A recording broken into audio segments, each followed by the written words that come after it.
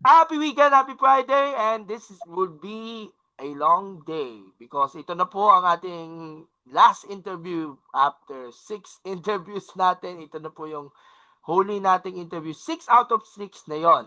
So, we have with us another bronze medalist. SEA Games Diaries pa rin ito with Gab Peras. And this is actually a bronze medalist at the SEA Games. Yung nagsilver si Anton Ignacio. And then, after ng SEA Games, sumali naman siya sa King's Cup at nag-champion naman siya doon sa women's runabout 1100 stock and 6th place sa amateur. So, let me welcome sa ating program, the pride of Philippine Navy, the pride of General Santos City, the pride of Iloilo, of course, no other than sabihin natin babae talaga ang palaban. Kahit sa jet ski man lang. Si Christine Mercado, ang makakasama natin. Christine Kate Mercado is in the house. Welcome to Sports Corner. Thank you for joining us. Thank you. Hello, everyone. Ayan, thank you so much for having us here dito sa ating programa. And I'm sure you're now busy right now. Una sa studies, pangalawa sa inyong duties as part of the Philippine Navy. Tapos in between, training kagad, lalo na kapag weekend. Siyempre, so, kamusta na po kayo right after nitong SEA Games? Tapos, sumunod nito, King's Cup na. mm-hmm. Kamusta na? uh, Actually, like very happy to like see the like our competitors and even friends like last December, and then after that, syempre umuwi for the holidays, ganon. So like parang vacation mode before, like on February siguro start training na naman ulit for the 2026 season. So yeah. Ayun. So, by the way, you actually attended din yung courtesy call with President Marcos last Wednesday sa Malacanang. Ano ba yung pakiramdam na, of course, binati kayo ng ating Pangulo, tapos meron pa kayong dagdag na cash incentives pa. Dinoble yung cash incentives niya during the SEA Games. Syempre honored and blessed like to get the medal syempre, and then of course to be welcomed by the Philippines and our president syempre. Like thankful that he recognized the efforts of the Philippine athletes. And not to mention also, nagkaroon din kayo ng courtesy call right after nito mga competition sa inyong home city sa Mm-hmm. Jensan with Mayor Pacquiao, si Mayor Lorely Pacquiao, at meron ba silang tinanggap na cash incentives at mukhang na-inspire si Mayor na of course dalhin lalo sa tugatog na tagumpay yung mga Jensen's jet ski riders natin. Especially right now, marami tayong mga competitions, lalo na sa Mindanao, kasi Jensen is actually one of the centers niya ng jet ski there. So ano yung napag-usapan niyo with the mayor? Hopefully magka-local races dito sa Jensen, which will be headed by SJSA. Waiting lang for like the final uh arrangements if ever matuloy man. So yeah, we'll just reach out I think to our friends from Manila, Cebu, and like all over the Philippines if they wanna like race here in Jensen. Wow, looking forward niya sa mga upcoming events dyan sa Jensen, and I'm Mm-hmm. sure it will be flourish itong jet ski community natin, especially in the Mindanao ride, lalo na meron tayong mga Mindanawan na mga medalists natin from SEA Games na coming from jet ski. Alright, so let's discuss it further muna kasi magkapatid kayo na actually hindi kayo nagkasabay o nagsabay na kayo nag-umpisa mag-jet ski? Nauna ako sa sister ko tapos medyo medyo matagal yung I mean like medyo malayo pa yung like agwat nung pagsali namin because busy din siya sa school niya, so she's focusing there, and then di muna masyado dito nag-aano sa jet ski. So for now I think ako lang muna siya parang study ka nun. So Pero on hiatus muna yung kapatid mo from competing at jet ski. medyo But right now, you taking a step forward. Of course, alam natin, jet ski is primarily dominated by men. But mhm. in your case, pwede pala. you can prove yourself na kahit babae ka lang, ay pwede ka rin makapagsakay ng jet ski, umarurot sa gitna ng alon at of course, manaig against top competition nga pala. So, can you talk to us what is your story on how did you get into jet ski? Kasi kanina, nauna ka with your sister na nag-start ka sa paglalaro ng jet ski as a fun sport. But eventually, ito rin ang nagtulak sa iyo para maging bahagi ka ng ating national team natin. Mhm. Uh, I first started 2018, like sali-sali lang ng local race dito sa Jansan, which is the Tuna Fest na jet ski race. And then after that, I stopped na. So like once lang yun. And then after the pandemic, parang national tour ulit yung JSAP. And then start nun dito sa Jansan. And then I tried again. Tapos parang nagustuhan ko man din na ito pala yung feeling na parang manalo ka and then the challenge, ganun. So, I talked to my mom and we decided na magpatuloy na dun sa round 2, 3, 4 sa Luzon. At And ito then, talaga ang challenge para sa iyo dahil among all competitors na karamihan lalaki, kabilang ka sa mga babaeng nagbibigay ng tagumpay when it comes sa jet ski. Ano ba pakiramdam para sa iyo na ikaw ay isa sa mga trailblazers na when it comes sa women's jet ski natin, eh for sure, our viewers out there are wondering na, of course, jet ski is a male-dominated race. Pero kaya pala ng mga babae na sumubok man lang yung mga malalaking mga engines natin na ginagamit natin sa race at pwedeng kumarera, syempre. for me, it's challenging and then like, parang, pero at the same time, gusto ko din improve yung sarili ko and to push myself to the like limit na to parang makipag-compete sa boys. And then if ever na manalo, syempre, like very happy and proud sa self mo na parang nakaya mo yun, ganun, na kaya pala ng mga babae. So you made history last year as the first ever champion na babae, Pinay, sa World Cup. I think World Cup yata yun, 2025 in runabout 1100 stock. Yeah. What was going to your mind and can you immerse yourself, bakit nga ba, ano ba ang pakiramdam ninyo na gumawa ka ng malaking kasaysayan as an jet ski athlete na ikaw yung unang Pinay na makakukuha ng world title sa ganitong klaseng sport? Actually, yung December na race sa King's Cup, unexpected. Kasi, Thailand is known for their, parang they excel in jet ski na sport. So, syempre, di mo, i-ano sa self mo na makuha mo yung, like, gold, parang champion, ganyan. Kasi mahirap, actually. And then, going through the, like, moto per moto, yun, parang hindi ko din naano sa self ko na, hala, nakuha ko yung one. Ganon kasi syempre mahirap talaga. All the competitors in that class are very, very good. Strong, ganyan. Yeah. And So, unexpected. sobra talaga Perhaps. unexpected para sa iyo yung makuha ninyo despite all the challenges, struggles, and facing difficulties la along the way, lalo na of course yung heated competition against Thailand. But you managed to exceed the expectations na itong title na yon sa King's Cup. But before that, could you tell us also yung preparations na for the SEA Games? I'm sure marami ang naintriga natin tungkol sa iyo dahil of course nag-focus ka sa pag-aaral tapos sinabay mo rin yung pagte-training sabay Subic. Imagine ilang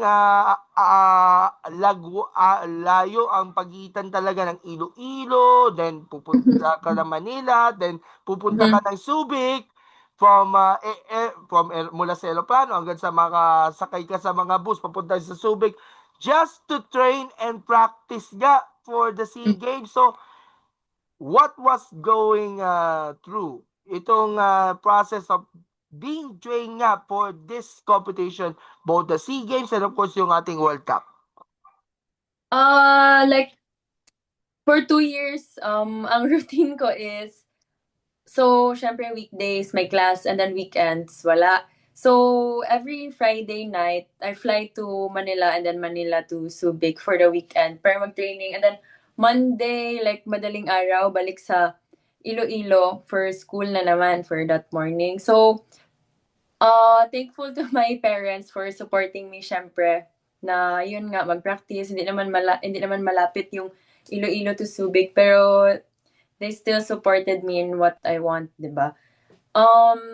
And last year, like SEA Games is December. So from January to December, I go to the gym every weekday and then practice ng jet ski pag weekend. Ganun. By And the then way, discipline, since yeah. you're now Mhm. part of, by the way, you're still studying right now or Uh, nasa Navy ka na? Tapos na po, like last July lang.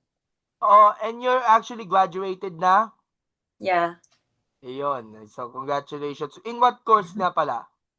Marketing. Sa marketing nga pala. Pero, of course, nag-transition ka into being a petty officer sa Philippine Navy. So, talaga naman magaan na yung schedule ninyo na galing ka sa inyong field of work na yon. May oras ka pa para pumunta ulit sa Subic para lang mag-train. So, parang inisi mo na para sa iyo yung, of course, yung schedule ninyo, practice, and of course, iniintindihin din natin yung time management. So, of course, at athletes are doing so. Yeah, so yun nga, discipline lang, and I think passion din. For I think it's the fuel to what will keep you going. Like if you don't like what you're doing, 'di ba? So like madali ka lang mag-give up, ganon, and then like isipin mo na kapagod, ganyan. Pero like if you want it and you like it, 'di ba? You would put effort in it. And then yun nga, and then nakakuha ng bronze, ganyan. So, you can really see na bumunga yung efforts na ginawa. Okay. So, gaano ba laking naitulong itong SEA Games experience nito upang ma-immerse yourself to an higher level of competition? Kasi ang mga nakalaban ninyo, of course, Thailand, meron pang Indonesia, Singapore, Malaysia, and the rest of our fellow counterparts dun sa Runabout 1100. Tapos, of course, ang tina-target natin is to reach the finish line at the fastest that they can. So, was there any mind, of course, na merong mga parts of struggles and challenges na na-endure nyo, and it will use also as a learning and inspiration upang marating ninyo yung best performance na going into the SEA Games and of course the World Cup? What I was thinking when like racing is na parang like to have fun na lang, and then no matter what the results are, ganun na. But syempre like every athlete naman wants to win, 'di ba? Like na first place ganyan. Pero kasi kilala din namin yung mga kalaro namin doon. So syempre di din namin masabi na like like easy lang, kaya ko 'to, sila ganyan. Kasi you know what they are capable of and what you're capable of. So since same naman kayo na nag-training and nag-prepare before that game, I think wag niyo lang i-underestimate yung kalaban niyo, and then to give everything that you got in the water na lang. So yeah, and then like enjoy everything so that less pressure ganun. Pero actually nung sa SEA Games medyo na pressure na ako nun. So yeah, like messed up a little bit, pero yeah, we pulled through. And speaking of pagiging pressured nga dito sa competition, let's discuss yung mismong SEA Games muna. Mhm. Were you optimistic to see your positive results na when it comes na dun sa performance na yon? Especially the times, yun na sumailalim ka sa 8-1, 8-2, and of Mm. course, going into the finals. where you head-to-head with Anton Ignacio na isa ring top jet ski rider natin sa Pinas. Mhm. Parang na-surprise ngayon na yung nakabangga ninyo sa finals, itong si Anton. But of course, hindi natin i-underestimate natin yung mga nakalaban ninyo throughout the competition. So, tell us through what happened doon sa inyong SEA Games and of course, during the time nun, sinabit mo na yung bronze medal mo. Because sa SEA Games, yung jet ski is 4 motos, pero 1 moto per day siya. So, if isipin mo, mas maka-pressure and you have more time to think about what will happen on the next moto, diba? So, it will create pressure, ganun na nga, mag-overthink ka what if, like, mahuli ako sa whole shot, ganyan-ganyan. Pero, and the last 3 days, I was not feeling well. So, parang naisip ko na lang na, sige na lang, bahala na kung anong results. Basta kung ano yung makaya ko na parang energy and yung sa physical strength ko na since I'm not feeling well those 3 days, diba? So, sabi ko na lang na like, laruin ko na lang, like, to have fun, like, no pressure. Kung ano lang yung makaya, yun na lang. And then, I was praying to God na parang, sige lang Lord na basta lang matapos ko, ganyan-ganyan. If it's your will talaga na to give me a medal, so yeah, yun talaga. That's Yeah, actually the same Lord. story as what Praj de la Cruz told me Mhm. earlier na of course nanggaling siya sa sakit, Mhm. nagkaroon ng sakit during the speed climbing event pero pagkatapos ng mismong bouldering, bumalik niya, na-regain niya yung condition and then she actually won the bronze medal doon sa bouldering Mhm. event. Pero in that case, naka-recover ka ba in time for the finals? Um, Actually hindi din, yung like last 3 days talaga. So, Moto 2, 3, and 4 medyo not feeling well. Okay. Pero at least you are confident enough to win the bronze medal. At nakuha mo nga Mhm. shared with the silver medal of Antonio Ignacio and sino pala, anong country yung Thailand din yung nagka-gold? Yes, yes, Thailand. O taga Thailand. And of course, this is actually a good step forward for our Philippine team natin to reach the maximum heights nga dahil Mhm. dito sa bronze medal finish niya sa SEA Games at nagtuloy-tuloy natin throughout the next tournament, yung Kings Cup. By the way, dumalo pa kayo dun sa closing ceremony, no? Opo. Sa Yung Bangkok. kasama nyo, yung flag bearer, si Yumir Marshall and the rest of our team na papauwi. Pero meron pa kayong isa pang competition na sasalihan, which is yung Kings Cup. Ano bang Yes. feeling na, of course, nakikita kayo ng mga, hindi lang taga Thailand, pati na rin ang Filipino community there. Like, it was surreal kasi like maglakad ka dun sa parang football stadium and then like wave to the Filipino fans there sa Thailand din. And then grabe goosebumps. First time ko maka-experience ng ganon na feeling na parang proud sila sa'yo. Yeah. Okay, so lumipat naman tayo dun sa World Cup. Gold Mhm. medal sa women's and then sixth place sa amateur. What is your case? What is your assessment? What went wrong? And of course, how does this gold medal finish will further improve nga yung skills and Mhm. strategies na to further strengthen nga yung 2026 season? Ano nangyari dun sa inyong World Cup journey? Sa World Cup, mas relax ako actually. Like parang, sige lang, okay na, chill-chill na 'to, like, fun-fun na lang, ganyan. Kasi parang natapos na yung main mission which is the SEA Games and parang nakakuha na ng ano, so yun, laruin na lang, ganyan. And then yun nga, hindi ko din in-expect talaga na gold, like champion yun siya. So, I think na if ang mindset mo is for you to have fun, uh, mas ano siya, mas okay yung performance, ganun. And then for the amateur naman na 1100, yun, parang inano ko na lang na, okay na kasi panalo ko na yung women's 1100 stock. So, sa amateur yun, wala na. Parang, sige na lang, okay na. Una na kayo, guys. At dito mo talagang pinatunayan na sa sarili mo na kahit babae ka, meron kang edge nga, competitive edge nga when it comes sa the drive ng jet ski, and of course the feeling na of course inside of it, yung talagang mapapangiti ka kapag sumasakay ka ng jet ski. Mhm. Ano siguro yung take ninyo sa naging overall performance throughout 2025 season, especially yung mga kasama na rin natin yung mga iba pa mga competitions na sinalihan ninyo before SEA Games, before World Cup na talagang tumatak talaga sa iyo?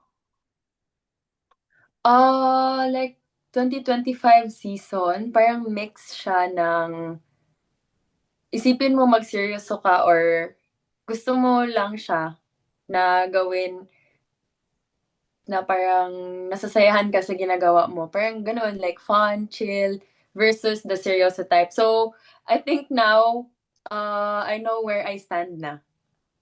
To like go more on the like you like it na fun side kesa dun sa serious. Kasi I think sports is about the player having fun.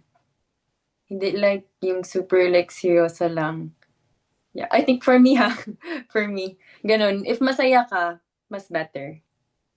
Pero of course, kahit seryoso man lang sa paglalaro, may mga times kaya na of course, feeling inside, mentally, Mhm. physically, nalulungkot ka. In that case na of course, na lulungkot, nagiging emotional, na bibig-ani ka ba dun sa mga hindi magandang resulta, pati na rin yung mga pambabash sa inyo. Pero of course, Mhm. growing as a person, ika nga, it feels better talaga para sa iyo na to be driven na itong mga negativity inside of it, eh, they can turn into positive nga. Of course, with the the right attitude nga as an athlete, and of course, yung pakikitungo na rin sa inyong mga kaibigan at mga fans ninyo all throughout this your journey nga sa jet ski. Yun, if like may negative man, syempre hindi maiwasan na maisip mo talaga yun. Pero like parang i-brush off na lang kasi ikaw lang man din yung kawawa, 'di ba? Syempre. So think about happy thoughts na lang and then gawin na lang yun inspiration to do better for the next games like improve ganyan. By the way, bago ako sabihin kung ano ang mga upcoming tournaments ninyo, nakapag-courtesy call din ba kayo sa mga superiors nyo sa Philippine Navy? Dito lang po sa amin sa Jensen. At sa Gensan pa lang, pero And wala pa sa Mindanao. Philippine Navy. Actually kasi kami po nila Pontino Reserve Force dito sa Eastern Mindanao. So, yun lang. Antayin na lang natin kung meron man Oo. tayong mga call. Ay, Opo. sigurado pag nakumpleto na yung puwersa ng Philippine Navy, ng mga Navy athletes natin, eh, pwede na siguro magkaroon ng parang courtesy visit nga sa inyong Yeah, sana. major. Ika nga, we're praying for that. But for the Opo. meantime, tuloy-tuloy naman yung training, no? As we head into the new year, Mhm. tuloy pa rin yung training nyo this weekend sa Subic. I'm sure this weekend ay babalik ka pa, no? Ah, February pa siguro mag-start po. For now, dito February lang pa, kami so sa medyo Jensen. matagal-tagal. So, of course, you have time also to recover muna from the Mhm. past two tournaments muna. Yeah. Enjoy muna yung inyong Mhm. family natin. And of course, to have me time, ika nga, syempre. Yes. So, Ganun. actually, meron ba kayong mga sasalihan na mga tournaments or kahit national selection man lang ng JSAP this coming year bago yung mga major competitions na Mhm. naka-line up kasi meron ata kayo sa Thailand ulit, sa US. Yes.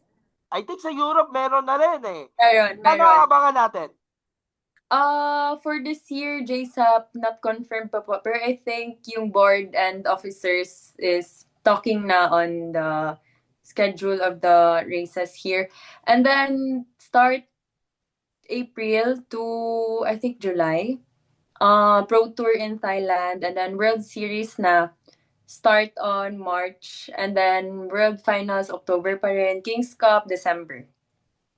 So, mukhang busy ka na pagdating niya sa 2026 season, and I'm sure we'll deliver it. Of course, yung mga updates from there sa mga iba't ibang mga competitions. I will looking forward na to support them and to cheer them on para dito sa ating national team. One last question before we wrap up.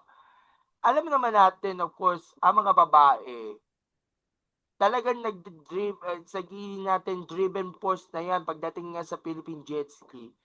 At kulang nga tayo sa mga jet ski players talaga na babae. Pero when you heard about your stories, come to think with it, mas marami pa tayo mga kababaihan na getting interest na dito sa sport na ito. So, as one of the, sabihin natin, trailblazer o pioneer nga sa jet ski, anong makukuha ninyo mga aral na natutunan ninyo na pwedeng natin i-share sa ating mga babae, and especially yung mga young children out there to take up jet ski, not just as a recreational activity, but of course, as a sport as well na maybe someday baka pwede nilang suungin yung pagiging national team.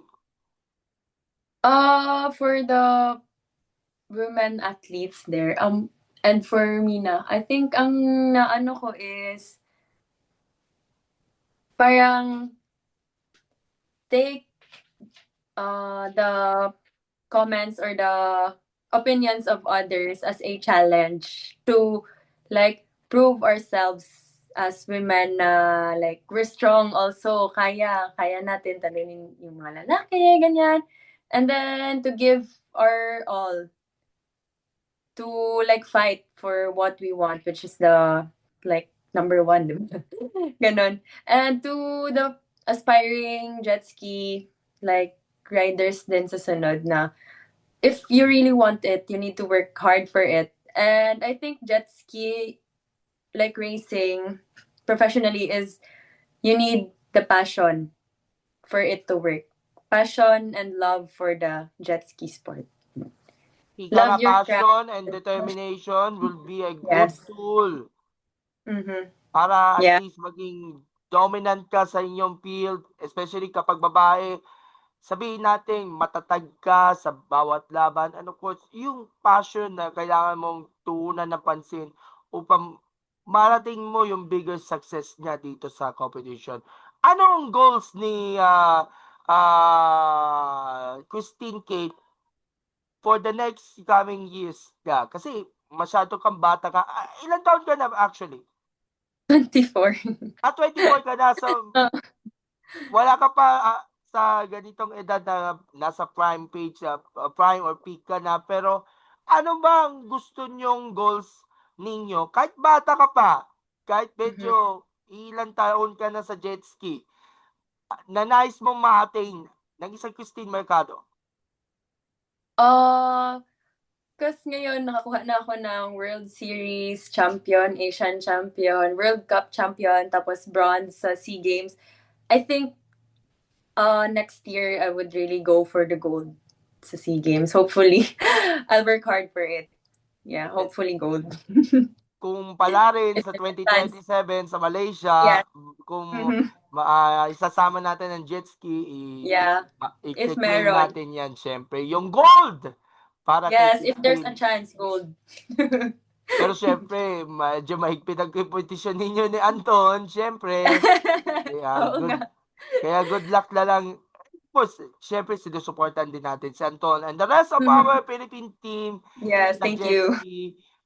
Full force sila sa bawat competition, and of course, the good part is nagtutulungan, nagsasamahan, Yes, yes. walang bad feelings, hard feelings. All for the chance to represent nga itong bansa natin sa mga iba't ibang mga competitions. Again, congratulations, Yes. Christine. Thank Job well you. done! And of course, looking forward for more competitions ahead. Baka may gusto kayong pasalamatan as we wrap up the day. Syempre, I wanna thank God for like the opportunities and safe race and of course the wins. My parents, and family for supporting me, especially my mom na lagi nagasabay sa kung saan man mapunta para lang sa jet ski. To my friends for like always there to push and to support me like through the chats na go, go, go, ganyan, ganyan. To my teammates, of course, for being with me throughout the races, ganyan. To my coach, Tito Junjun and Kuya Billy, thank you for guiding me, guys. Yeah. And to Oh, my kuya, pag naga-practice, thank you. may Of course, kuya to ka my pala, mechanics no? also Bukod pala. kay Kayla, no? May Sorry? kuya ka pala, no? Hmm? Oh, may kuya ka pala na nagje-jet ski din, narinig ko. Ay, hindi. Yung mga kuyas dito sa Jansan, Manila, like na tumutulong, like the crew. Crew kuyas. Oo. Of course, i-credit Uh, natin yung mga mechanics, yeah. yung mga support staff natin na kahit nagka-problema talaga sa mechanical issues minsan, o di kaya na-adjust man lang sa weather conditions kasi minsan yung not perfect for you. Pero, of course, the Mm. team effort, can you commend them, yung ating team natin? Shout out to my mechanics and tuner, 77 Performance by Oil, and then the tuner P Jumbo, and to the crews in Thailand also. Thank you guys. Ayun. So, thank you so much. It was a good effort for the whole team and sana sa 2026 season, i-manifest natin na mas marami pa mga Yes. achievements, not just for you, but of course, the whole jet ski team ng ating bansa sa mga iba't ibang mga international trails, and we're Yes, definitely yes. rooting for you, and of course, congratulations again for that double victory sa Thailand SEA Games, Mhm. bronze, and then World Cup champion. Of course, once again, no? Pangalawa na, no? Pangalawa na to na, Uh, na World Cup. uh, yung last year, fourth lang, pero overall world series champion yun. I mean, Okay. 2024 yun, yung 2024. This Yung 2025, overall lang yung nag-champion yung 2024. yes. Thank you for the clarification. Anyway, good night and of course, Thank congratulations you. again and see you soon sa mga susunod na Mhm. mga ganap. Hopefully, kahit Yes. galing ako sa Manila, baka pwede natin dumalaw sa Subic para ma-enjoy, makita namin kayo in Pwede, training. pwede. And kung hindi natin maabot, of course, magkita na lang tayo sa mga susunod natin mga ganap. Bye-bye! Maraming salamat and good night! Bye-bye. Thank you. Thank you po. Good night. Salamat po!